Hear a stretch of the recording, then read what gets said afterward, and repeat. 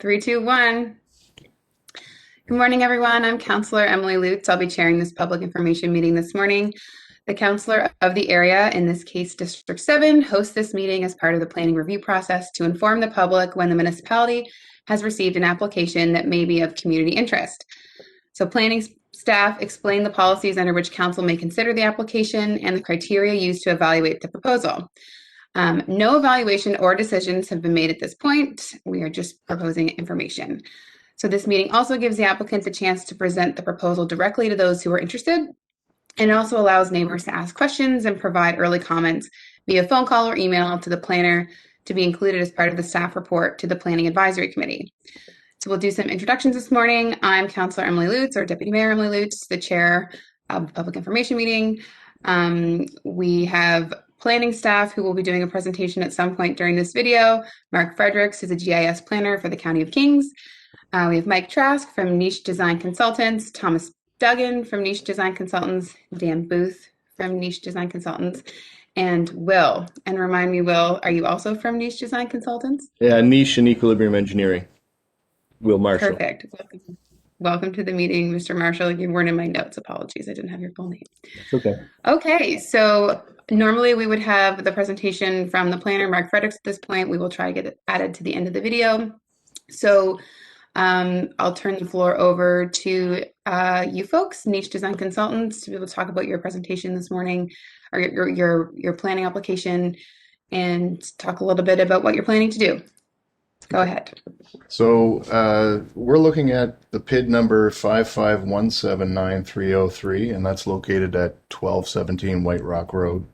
It's currently a gated gravel pit road.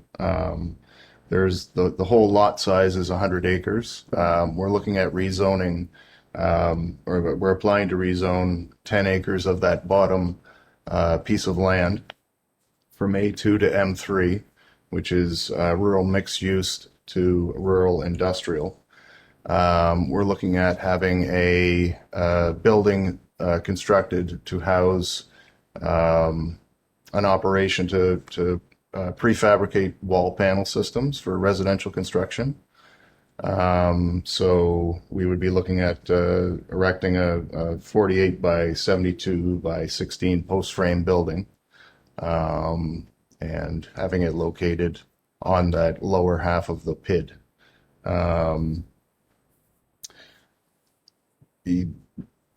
That's about Yep, I think so. And as you can see on the map there, you can see that we've sort of designated a significant buffer zone from all neighboring properties.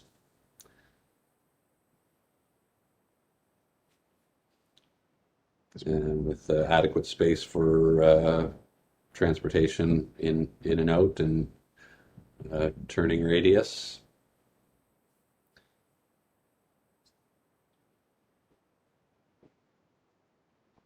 And it's a building that will, yeah, like Michael said, just sort of facilitate kind of the pre-building of houses, which is, as a construction company, that's kind of what we do already. So we just sort of need a bigger space to do more of it as we are getting busier and growing to meet the demand of more new construction happening in the valley. So yeah, that's why we're hoping to convert this little section of land to, what is it, M3? Yeah, from A2 to M3, yeah. So, and then just to add on that, folks, if we look at the Google map, as you can see, it's already relatively industrial. It is set back from the houses. Obviously, this is the old Longs Mill site. So, historically speaking, there has been, call it manufacturing in the area. So obviously it's not a big stretch in terms of application type for the land. Overall, as Mike said, the fact that we would have pretty wide setbacks should mean that all these property owners are well away from, and we're not running milling equipment or anything. It would be typically nailing and cutting inside a factory. So sound wise, it should be pretty small. And just to be completely transparent, Dan Booth actually owns this property right here already. So just from a neighbor perspective or a neighborhood perspective, I would say that this fits fairly well with the existing or previous land use over here at Long's Mill. Okay, great. So I see our planner has joined us. Hello, Mark. We had some technical difficulties, so we are recording currently. We did the introductions, and we were hoping we could maybe be creative about our agenda and perhaps move things around. So are you folks finished with your discussion? And maybe we'll turn it over to Mark at this point, and then if there's any concluding comments from you guys, we can turn it back over to you at the end. Does that make sense? Great. Without a better understanding of an agenda specifically, obviously we're going to try and be low impact to the land. As you can see, it's primarily already a flattened pit, so there's not a lot of disturbance. We wouldn't expect to see pre and post stormwater runoff changing very significantly. So again, we're open to kind of your questions and thoughts, but at this point, that's really from our perspective, it's pretty straightforward. Yeah, and as you can see, like yeah, as Marshall alluded to, there's very little sort of site prep or excavation or clearing of any land that needs to be done, as it's already sort of a flat gravel pit, and we're just going to build a building and with very little disruption to the environment. So I will stop sharing my screen and then hand it over to Mark, I guess. Super. Thanks, guys. Sorry about the delay. I had an internet problem here. No worries. So I'm going to start my sharing, I think, if I can do that.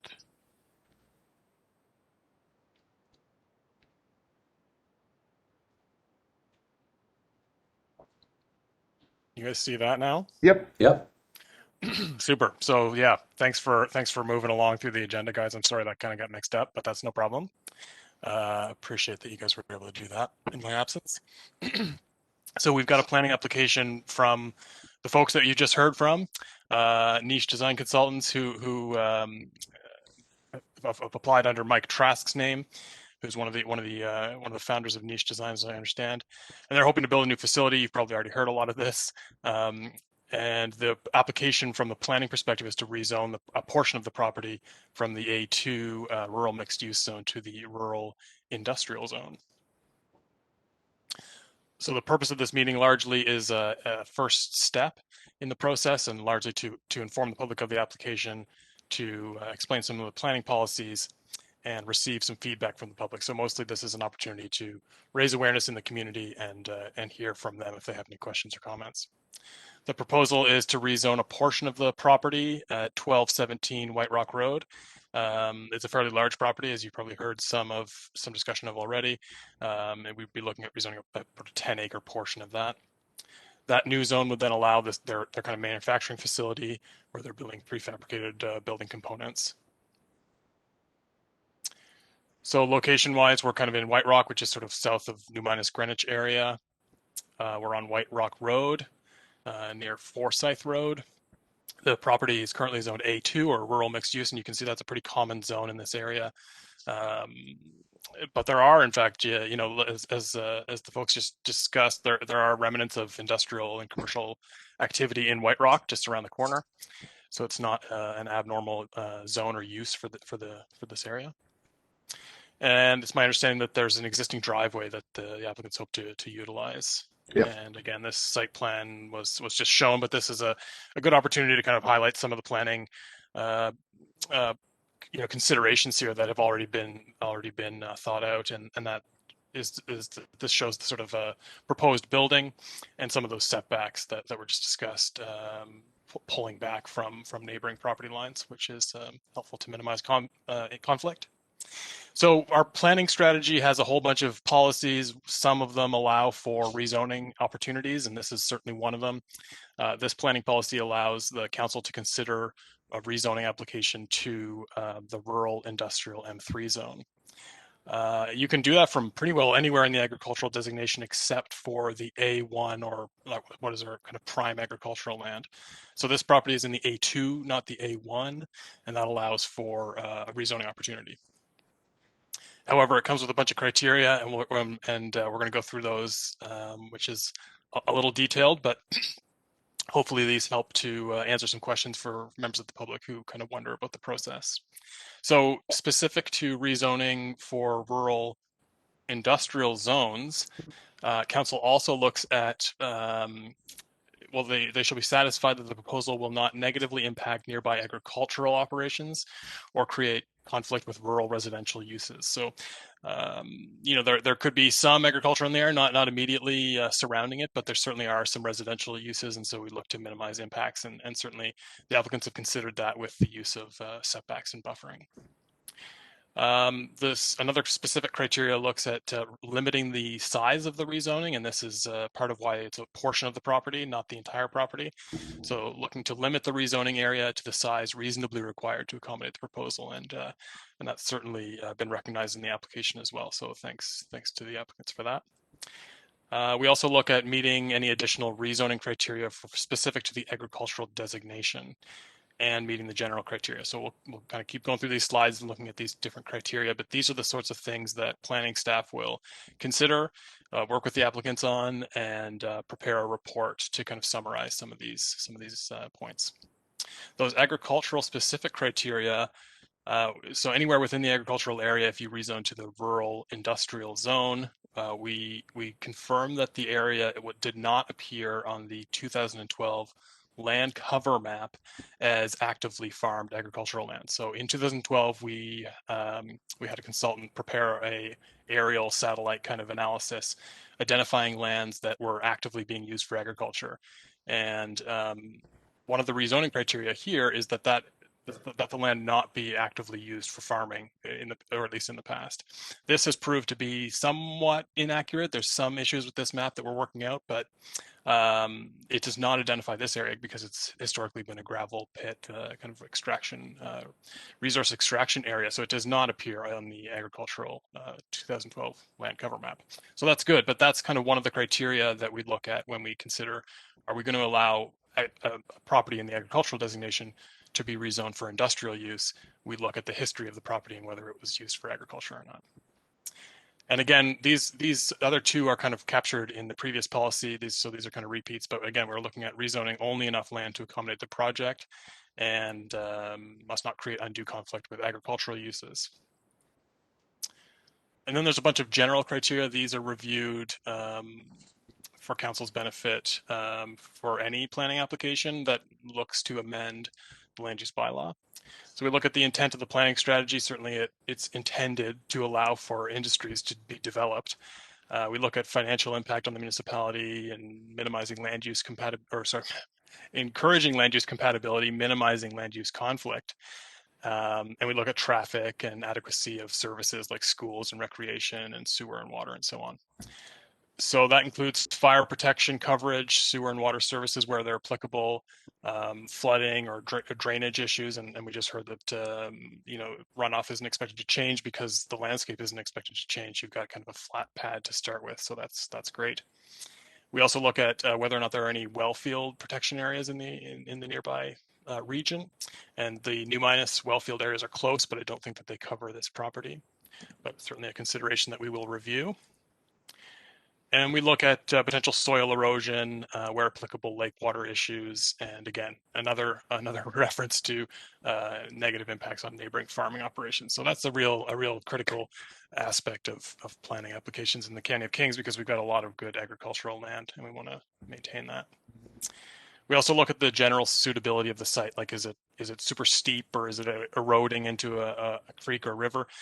In this case, it's super appropriate. It seems suitable. The grade and the soil and the geologic conditions all seem certainly acceptable for a kind of manufacturing facility. So these are the sorts of criteria that we look at, and that builds a staff report that is considered by the Planning Advisory Committee. So this meeting is really, again, an opportunity to kind of bring awareness to the general public about the application.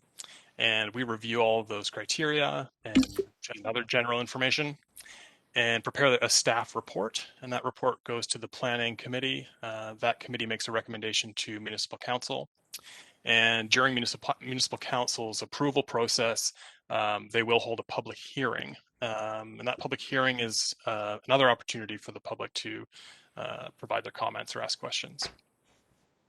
So folks will receive a letter notifying them of this meeting and this recording, and they would also receive another letter advertising the public hearing at a future date. So that's kind of the planning policy side. I'll leave this slide up just so people have contact information. My telephone number and email address are shown here, and folks are encouraged to reach out and ask any questions if they have any or provide any comments. With that, I'll pass it back to the chair. Thank you. Thank you, Mr. Fredericks. So we had a bit of a wonky meeting today, but I just will, before I go to my sort of wrap up comments, we'll just go back to the applicants to see if you have anything further that you wanted to add before we close things up for the meeting. I don't think there's anything major. I mean, obviously we understand that folks with houses want to be comfortable that they're not going to be negatively impacted, and we're willing to do whatever's reasonable to accommodate that. We believe leaving the vegetative buffers that exist, which our site plan kind of doesn't show on the White Rock side, that those will provide ample separation between sound noise. Classically, because the site has been used for grading, it's not uncommon to have seen heavy equipment coming in and out. We don't expect the frequency to significantly increase there. And typically in this type of facility, it's a build stack. So you're bringing in materials and then taking out finish. So we expect the frequency of travel in and out of the site not to be that dissimilar to what it would typically have been historically. And again, overall, we're open to anyone who has concerns to have that open discussion, whether it be face-to-face or meeting on the site to do a walk of the land, and we're happy to do that. Okay. Mike, Dan, Thomas, and Will, thank you so much for being here today. So normally this would be the point in the meeting where we would ask for public comment and questions. So because this is being recorded, it will be posted to the municipal website, and members of the public will have at least 30 days to view the presentation and provide questions and comments to the planner, which will be included as part of the report to the Planning Advisory Committee. And we do request that when emailing or calling with questions or comments around the application, members of the public, please be sure to provide their name and address so we can keep track of where the comments are coming from. And with that, I guess this is our conclusion, and we will adjourn. And the planner, Mark Fredericks, is available to receive any further comments or questions regarding this proposal. And of course, this information there is on the screen. So thank you so much for your attention, folks. Thank you. Have a great day. Thanks for your time. Thank you very much. Thanks, folks.